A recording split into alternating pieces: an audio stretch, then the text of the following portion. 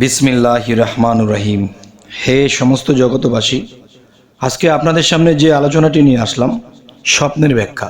যেই ব্যাখ্যা মানুষের না জানলে জীবনে পদে পদে বিপদগ্রস্ত হতে হয়, জীবনে অনেক সমস্যার সম্মুখীন হতে হয়। আর এই স্বপ্নের ব্যাখ্যা করে যারা চলে তারা কিন্তু জীবনে ভালো কিছু ফলে। আরও একটি কথা শামীম আলী বলে যে যদি কেউ এই অবহেলা মনে নেয় যে স্বপ্নে দেখেছি, স্বপ্নে তো মানুষ কত কিছুই দেখে, এই কথাটা বলা একটা পাক্কা মূর্খ হওয়া সমান। তবে আজকে আপনাদের সামনে যেই স্বপ্নের ব্যাখ্যাটা নিয়ে এসেছি, আর সেই একটি ব্যাখ্যা নয়, অনেকগুলো ব্যাখ্যা। আর এগুলো যদি চেক আপ দিয়ে চলা যায় তাহলে ইনশাল্লাহ ইহকাল ও পরকাল আমরা ধন্য হব।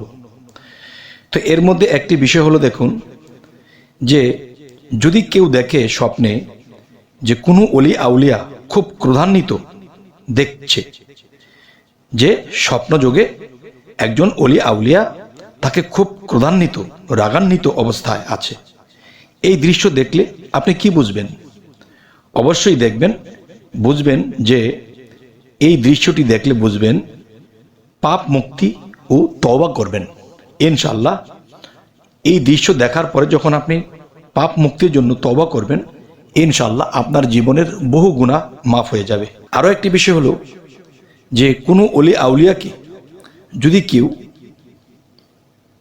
হিসেব মিলাইতে দেখে বা কোনো হিসেব কিতাব করতেছে, তাহলে আপনি ঘুম থেকে উঠে আপনি কি ভাববেন, কি বুঝবেন?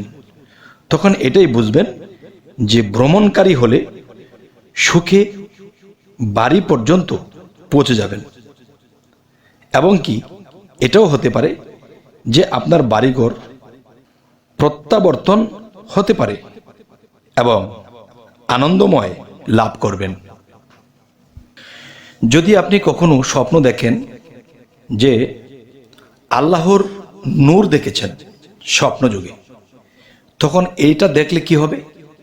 আপনার আয় বৃদ্ধি, ইবাদত কবুল হবে এবং পূর্ণ কাজে মনোযোগী থাকবেন এবং আপনি বহু কিছুতে সফলতা লাভ করবেন।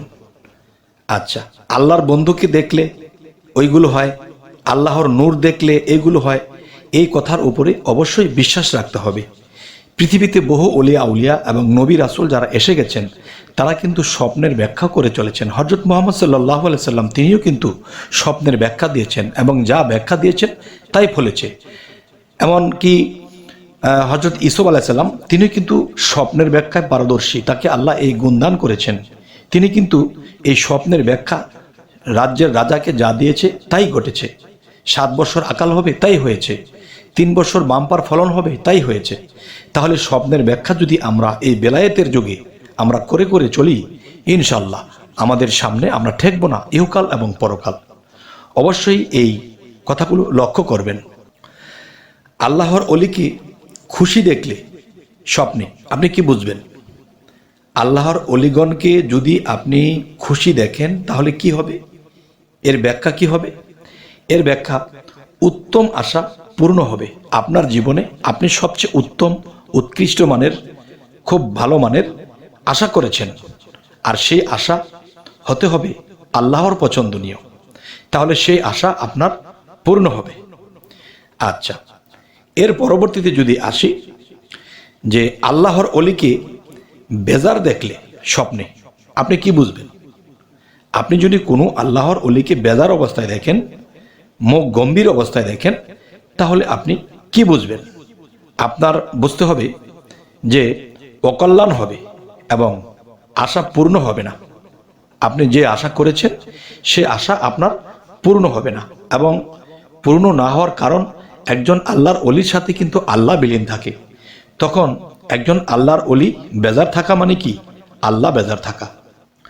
এখন আপনাদের সামনে যে কথাটি বলবো সেটি হলো, দেখেন যে আল্লাহর অলি খুশি আছে। আল্লাহর অলিকে যদি আপনি খুব হাসি খুশি অবস্থায় দেখেন, তাহলে ঘুম থেকে উঠে আপনি কি ভাববেন, কি বুঝবেন?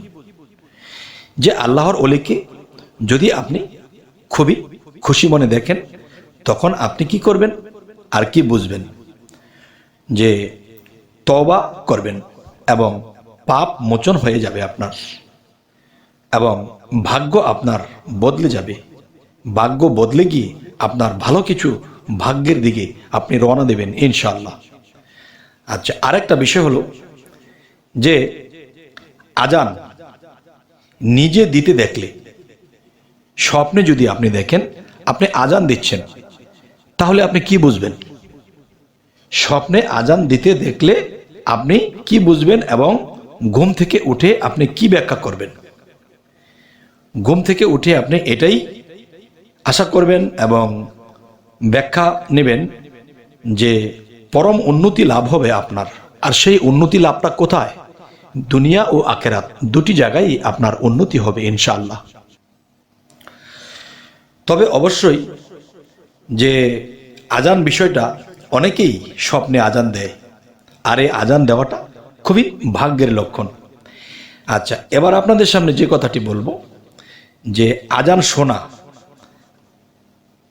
আজান স্থানে দেখলে, যেমন আপনি আজান শুনতেছেন এবং আজানের স্থানে আছেন, এই দৃশ্যটি যদি আপনি স্বপ্নে দেখেন তাহলে আপনি কি বুঝবেন?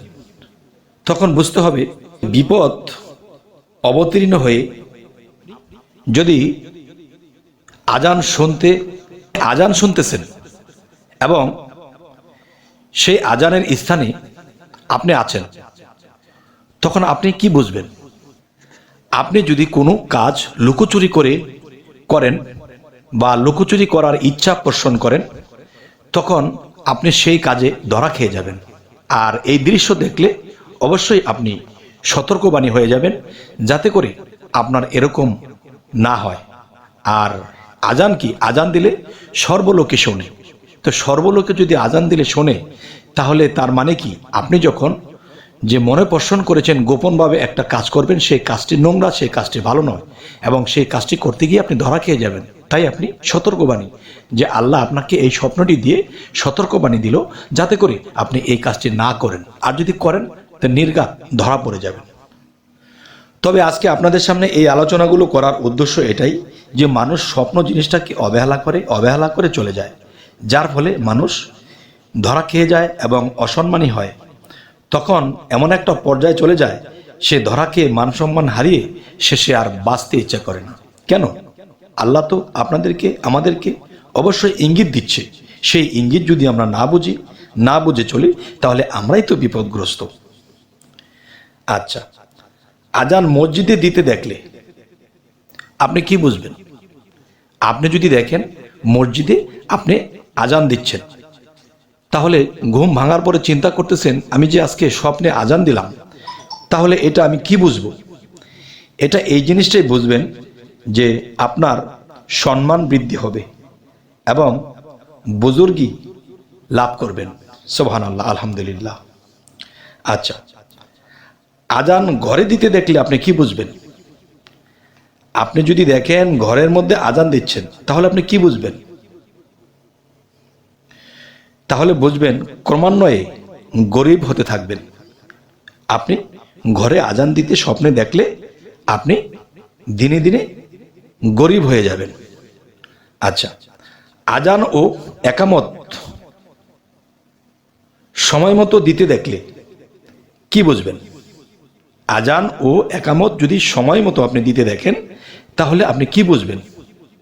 তখন ঘুম ভাঙলে পরে আপনি এটাই বুঝবেন যে প্রচুর ধন সম্পদ প্রাপ্তি হবেন, হজ করবে, সৌভাগ্যবান হবেন, সম্মানিত হবেন, অপমানিত নয়, সম্মানিত হবেন এবং সৌভাগ্যবান হবেন। আচ্ছা, আজান হেঁটে হেঁটে দিতে দেখলে আপনি কি বুঝবেন? আপনি হাঁটছেন আর আজান দিচ্ছেন, এই দৃশ্য যদি আপনি স্বপ্নে দেখেন, তাহলে আপনি কি বুঝবেন?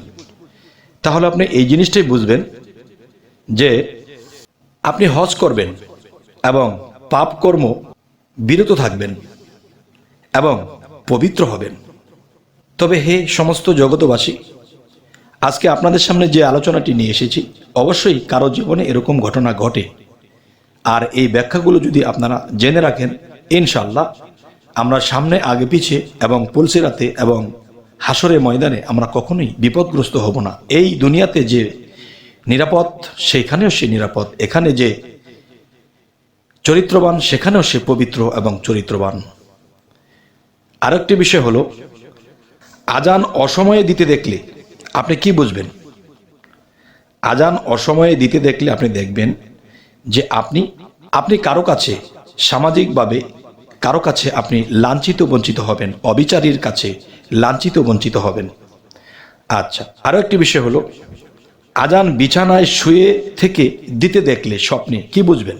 আজান বিছানায় শুয়ে থেকে দিতে দেখলে স্বপ্নে আপনি এর ব্যাখ্যা কি করবেন?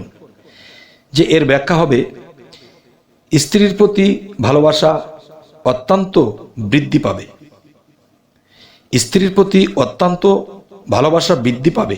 এই যে জিনিসটা, যে যদি আপনি এই আজানটি বিছানায় শুয়ে শুয়ে দিতে দেখেন। যাই হোক, হে সমস্ত জগতবাসী, আজকে আপনাদের সামনে যে স্বপ্নের ব্যাখ্যাগুলো তুলে ধরলাম, অবশ্যই যদি আপনারা মনে রাখতে পারেন, আর কারো জীবনে যদি এই ঘটনাগুলো ঘটে, অবশ্যই আপনারা স্বপ্নের ব্যাখ্যা করে চললে আপনারা কখনোই বিপদগ্রস্ত হবেন না। ইহকাল এবং পরকাল দুই কালেই আপনারা জয়লাভ করবেন।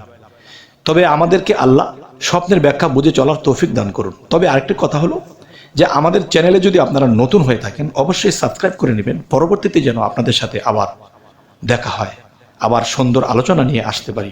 তো সকলেই ভালো থাকবেন। আল্লাহ হাফিজ।